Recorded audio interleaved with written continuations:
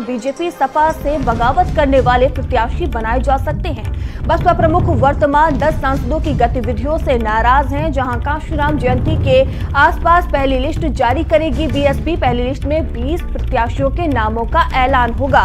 लोकसभा चुनाव में कोऑर्डिनेटर को भी बसपा उतारेगी। कई सीटों पर मायावती ने प्रत्याशियों के नाम तय किए हैं।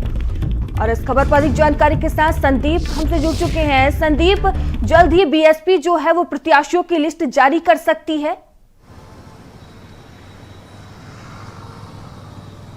देखिए, बिल्कुल मयूरी, ये कहा जाता था कि कोई भी चुनाव हो उसमें बहुजन समाज पार्टी सबसे पहले अपनी सूची जारी करती थी। लेकिन इस बार देखिए, समाजवादी पार्टी की बात करी जाए, भाजपा की देखिए अगर बात करी जाए, सूची जारी हो गई है, लेकिन बसपा ने अपनी सूची जारी नहीं की। ऐसे में ये देखा जा रहा है कि जो समाजवादी पार्टी, भारतीय जनता पार्टी से बगावत करने वाले लोग हैं, अगर वो बसपा में टिकट चाहते हैं तो उस पर विचार विमर्श किया जाएगा। यानी बसपा जो है वो दूसरी पार्टी के जो बागी लोग हैं उनको अपनी पार्टी में लाने का विचार कर रही है। और ये भी बताया जा रहा है कि इस हफ्ते एक सूची भी जो है वो भी जारी की जाएगी। और अगर अब पार्टी जो है वो अपने कोऑर्डिनेटर को, इनको भी चुनाव लड़ा सकती है, इसको लेकर मंडलवार बसपा सुप्रीमो मायावती लगातार बैठकें कर रही हैं। एक सूची भी इनको भेजी जा चुकी है। और देखिए, इसी के साथ साथ मायावती कुछ सांसदों से देखिए नाराज भी चल रही है। लंबे समय से देखिए ये देखा गया था कि संगीता आजाद का जो नाम है वो किस तरीके से चर्चा में चल रहा था। अपने ट्वीट पे जाकर चाहे प्रधानमंत्री नरेंद्र मोदी की तारीफ करना हो, उनकी फोटो डालना। और देखिए,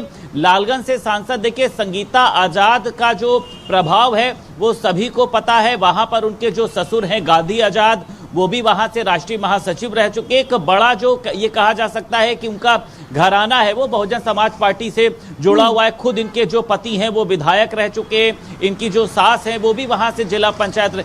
तो बहुजन समाज पार्टी देखिए, ये भी बताया जा रहा है कि अंदर अंदर खेमे में इस बार कई नए प्रत्याशियों को भी चुनाव लड़ाया जा सकता है। तो एक अलग तरीके की देखिए रणनीति अपनाई जा रही है। जातिगत समीकरणों का इस बार बेहद ही खास ध्यान रखा जा रहा है, क्योंकि देखिए बसपा सुप्रीमो मायावती उसी तरीके का एक बार फिर से प्रयोग करने जा रही हैं जब वो मुख्यमंत्री बनी थी। देखिए, भारतीय जनता पार्टी ने प्रत्याशियों की लिस्ट जारी कर दी है, समाजवादी पार्टी ने भी जारी कर दी है। बीएसपी की बारी है, तो बीएसपी द्वारा जब लिस्ट जारी की जाएगी तो मायावती किन बातों को ध्यान में रखते हुए प्रत्याशियों पर दांव लगाएंगी?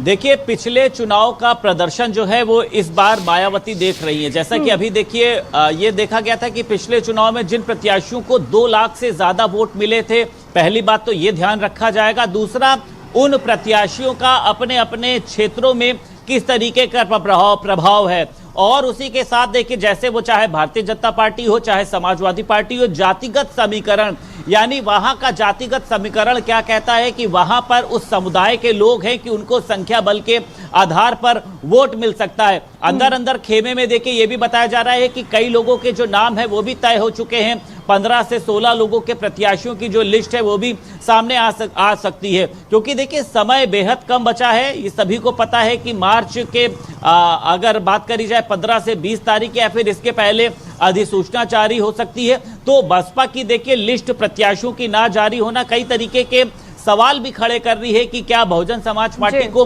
प्रत्याशी नहीं मिल रहे, इसलिए वो दूसरे दल के बगावत करने वाले नेताओं को अपनी पार्टी में शामिल करना चाहती है, या फिर जो लोग हैं वो चुनाव नहीं लड़ना चाहते हैं। कहा जा रहा है कि भाजपा की लहर चल रही है, चुनाव लड़ने से क्या फायदा। तो तमाम तरीके के देखिए जो सवाल हैं वो राजनीति गलियारों में ढूंढ रहे हैं। लेकिन बहुजन समाज पार्टी की सुप्रीमो अपनी तैयारी कर रही है और ये बताया जा रहा है कि इस हफ्ते तक पहले प्रत्याशियों की जो सूची है वो जारी होगी। चलिए ठीक है संदीप, बने रहिएगा आप हमारे साथ।